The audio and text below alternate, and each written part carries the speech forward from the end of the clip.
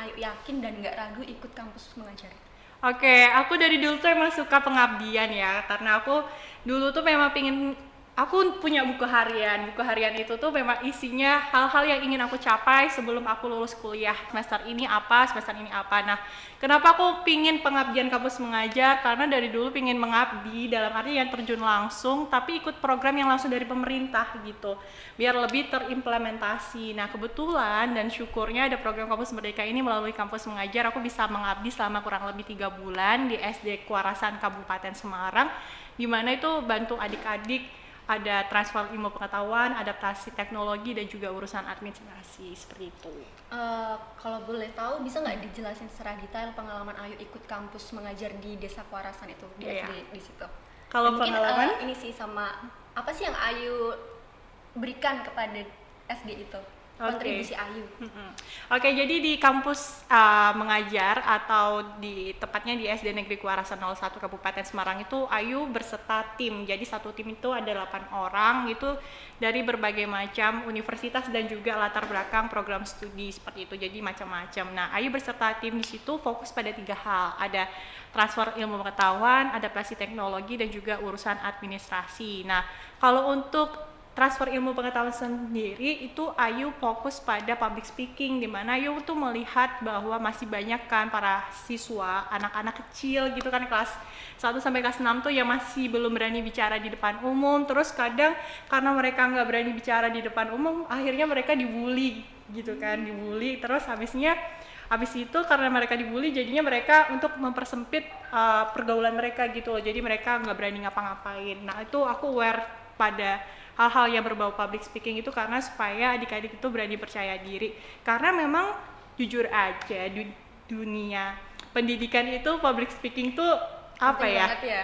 Penting banget, dan secara tidak langsung tuh tidak diajarkan gitu kan, karena tidak ada apa ya mata pelajaran khusus Public tentang speaking, public iya. speaking gitu kan. Terus adik-adik mau belajar dari mana kalau misalnya tidak dilatih dari kelas seperti itu. Jadi waktu itu Ayu fokus public speaking, terus minta bapak ibu guru untuk bapak ibu tolong ya dilanjutkan terkait materi public speaking ini. Dan alhasil kemarin itu ada cerita yang memang menyentuh Ayu banget, di mana ada siswa yang tadinya tuh gak berani sama sekali untuk bicara di depan umum gitu kan. Untuk perkenalan diri aja dia nangis gitu loh, kayak oh my god, kasihan banget ya nih adik kayak gitu kan. Kalau misalnya terus-terusan kayak gini kan kasihan, nanti dia bakal minder gitu loh, nggak berani ngapa-ngapain. Akhirnya pas sudah Ayu latih dari awal bener-bener, siswa yang tadinya itu nggak berani bicara justru menjadi siswa yang paling berani gitu. Mbak Ayu boleh maju duluan nggak? Mbak Ayu aku tahu jawabannya apa gitu.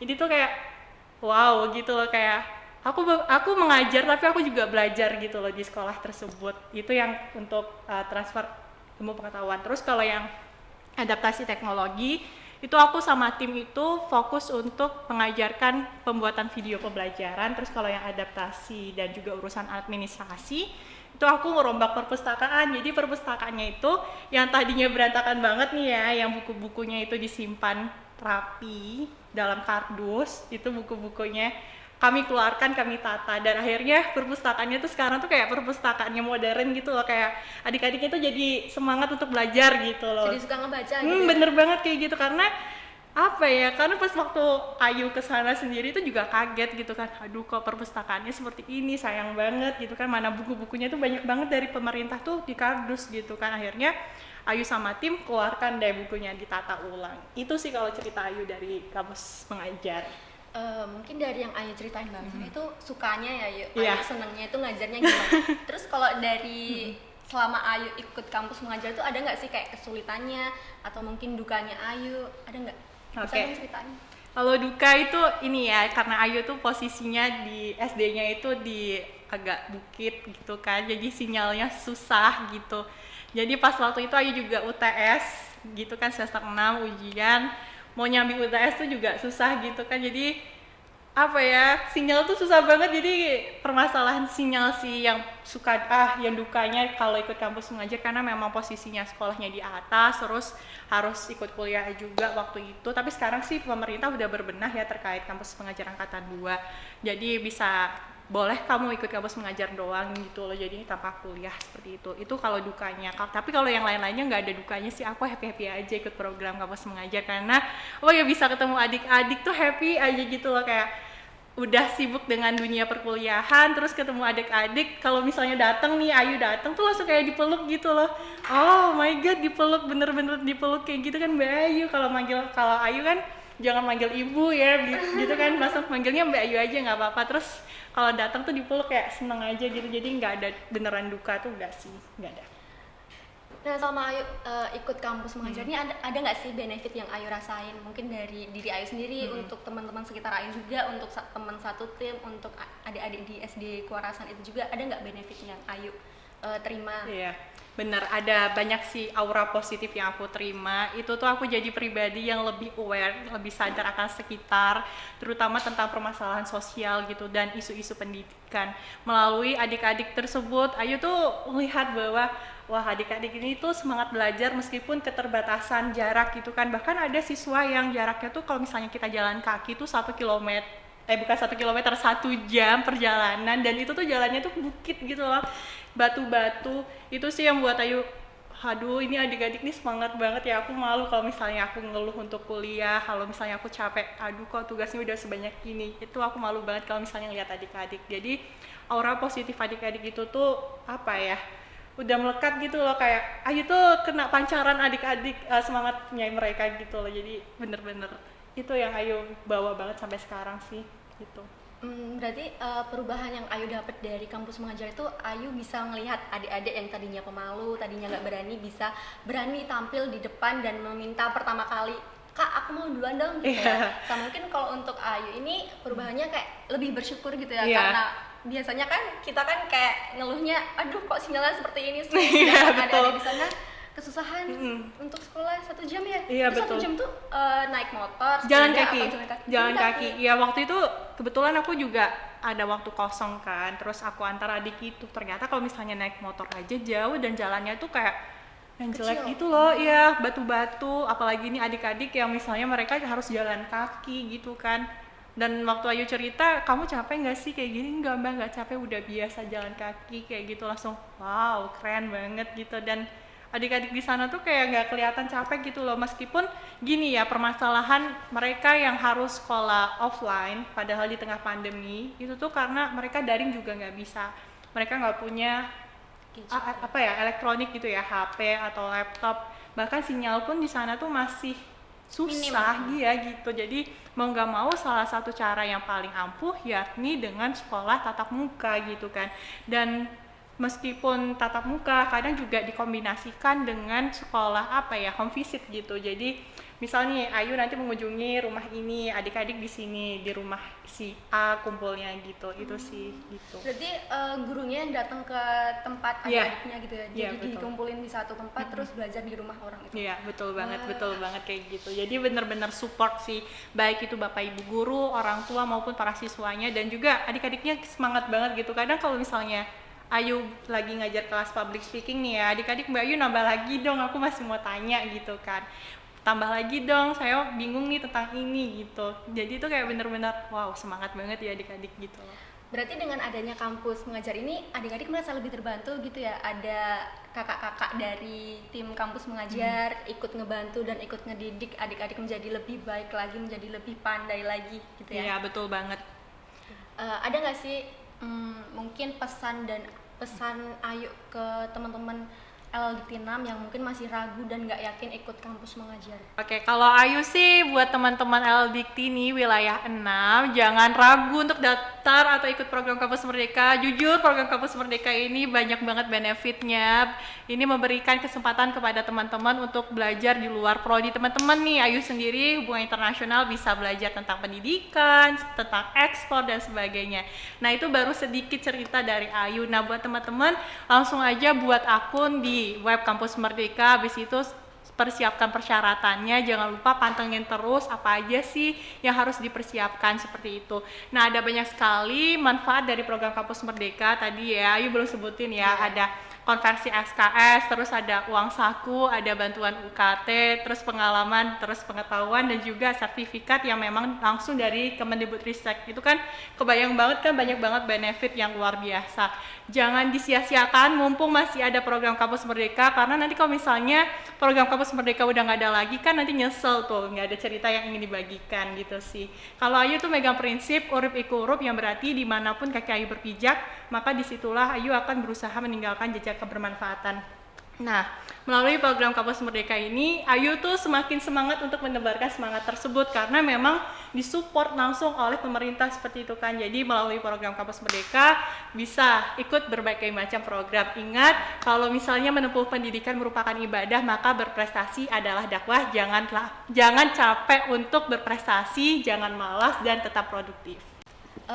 Jadi yuk, sebelum kita masuk ke sesi akhir nih, penutupan, kemarin kita ada open Q&A nih di Instagram. Jadi ada beberapa teman yang nanyain tentang kampus mengajar nih ke Ayu, ke kita. Jadi mungkin Ayu bisa jawabin gitu ya, kita bantu kita jawabin. Udah aku ringkes sih jadi beberapa pertanyaan. Oke, boleh. Jadi kampus mengajar itu pendaftarannya bukanya tiap kapan sih? Kampus Merdeka itu dibukanya setiap semester. Nah, kalau untuk pembukaannya itu beda-beda, tergantung nih. Misalnya program kampus mengajar itu biasanya di akhir semester gitu, akhir semester. Ini mungkin akhir tahun ini akan buka lagi nih. Jadi buat teman-teman persiapkan aja diri teman-teman, apa aja yang perlu dipersiapkan, nanti aku paparin lebih lanjut.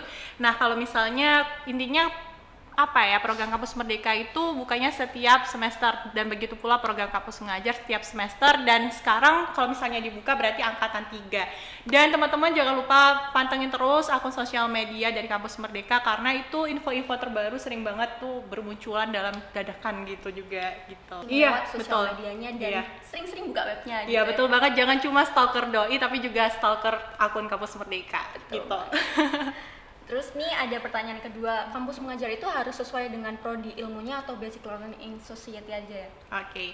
Jadi kalau misalnya program kampus mengajar itu tuh tidak ada batasan ya. Seperti yang aku bilang, program kampus Merdeka dan juga kampus mengajar ini memberikan kesempatan semerdeka mungkin untuk kita nih mahasiswa belajar di luar kampus. Nah, kalau misalnya teman-teman tanya apakah harus dari prodi pendidikan gitu kan, ilmunya seperti itu? Enggak, bebas, semua bisa ikut. Nanti teman-teman gak usah khawatir karena nanti ada pembekalan gitu di awal, pembekalan Ayu nih hubungan internasional, terus nanti ada pembekalan nanti di kampus kira-kira di SD-nya itu mau ngajarin apa sih. Waktu Ayu kan public speaking ya, karena suka public speaking, terus juga diselipkan materi tentang bahasa Inggris gitu sih.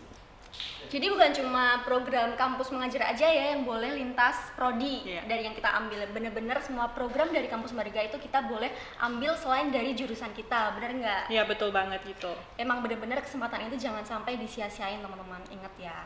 Dan ini ada pertanyaan lagi nih Ayu, sebenarnya program MBKM itu boleh buat PTS atau cuma PTN aja sih? Karena mungkin ada beberapa teman-teman dari PTS yang mungkin merasa insecure nih karena Kak aku PTS nih bisa nggak sih ikut, atau yang dilirik cuma dari PTN aja gitu. Oke, nah ini pertanyaannya paling sering ditanyakan di Instagram aku juga. Sering banget nih ada DM masuk, apakah PTS boleh ikut daftar? Jadi program Kampus Merdeka ini ya, baik PTN maupun PTS tuh boleh daftar, asalkan di bawah naungan Kemendikbudristek ya. Di bawah naungan Kemendikbudristek. Jadi PTN ataupun PTS boleh banget daftar dan tidak terbatas pada jurusan tertentu. Jadi semua jurusan bisa ikut daftar dan tidak ada kuota. Ya, jadi misalnya nih di universitas asal aku ada batasan, nggak ada batasan seperti itu. Jadi semua bisa ikut asalkan kompeten dan juga memenuhi kriteria seperti berarti, itu. Ikut Kampus Merdeka program-programnya itu nggak ada batasan dari kampus ya. Misal dari prodi ini cuma segini boleh ikut, nggak ya? Iya, betul. Jadi kita semua bakal dapat kesempatan buat ikut program Kampus Merdeka asalkan dengan kriteria yang sesuai. Bener banget nggak ya? Betul sekali. Oke. Terus ini Ayu ada yang tanya juga, jadi kalau ikut kampus mengajar ini sama kayak berhenti atau cuti pembelajaran semester di kampus nggak ya Kak? Oke, ini sih banyak yang dilema ya, banyak yang tanya juga seputar itu. Jadi kalau misalnya ikut program Kampus Merdeka, apapun itu teman-teman tidak perlu cuti, aku tekankan ya, tidak perlu cuti karena memang program Kampus Merdeka ini kalau misalnya teman-teman cuti, teman-teman nggak bisa ikut program Kampus Merdeka malah gitu. Jadi harus semester berjalan. Misal aku sekarang semester 7, ya udah harus misalnya ikut program studi dependen. Jadi ya udah ikut studi independen tanpa harus cuti. Jadi kuliah tetap berjalan, program Kampus Merdeka tetap berjalan. Seperti itu sih. Cuma nanti keputusan kembali ke teman-teman masing-masing karena ada juga nih kan karena program Kampus Merdeka itu kan difasilitasi konversi 20 SKS ya. Jadi kalau misalnya teman-teman mau fokus untuk ikut program Kampus Merdeka aja nggak apa-apa, tapi kalau misalnya mau ikut nyambi kuliah juga nggak apa-apa, atau mau dua-duanya juga nggak apa-apa, bebas, tergantung diri teman-teman seperti itu. Betul banget. Gak kerasa ya, yuk kita udah di penghujung acara. Jadi sebelum kita akhiri sesi kali ini, mungkin Ayu bisa kasih semangat motivasi ke teman-teman semua supaya ikut program-program dari Kampus Merdeka. Oke, buat teman-teman Sobat L Dikti Wilayah 6, program Kampus Merdeka ini merupakan program terbaru dan juga keren. Jangan lupa daftar. Sayang banget kalau misalnya nggak daftar karena ini banyak sekali benefitnya, baik itu untuk diri teman-teman maupun lingkungan sekitar. Ingat, kita hidup itu bukan untuk diri kita sendiri tapi untuk sesama. Jadi melalui program Kampus Merdeka ini, Ayu harap teman-teman juga bisa berkontribusi dan tetap produktif dimanapun dan kapanpun. Ayu tunggu cerita uniknya sewaktu ikut program Kampus Merdeka. Selesai sudah talk show kita kali ini. Terima kasih kepada rekan LDT 6 yang sudah menyaksikan. Semoga bermanfaat bagi teman-teman semua dan juga bagi saya sendiri. Terima kasih juga kepada Ayu yang sudah bersedia menjadi narasumber kita di sesi kali ini. Ayu mungkin mau penutup juga? Oke, boleh banget. Burung Irian, burung cendrawasih, cukup sekian dan terima kasih.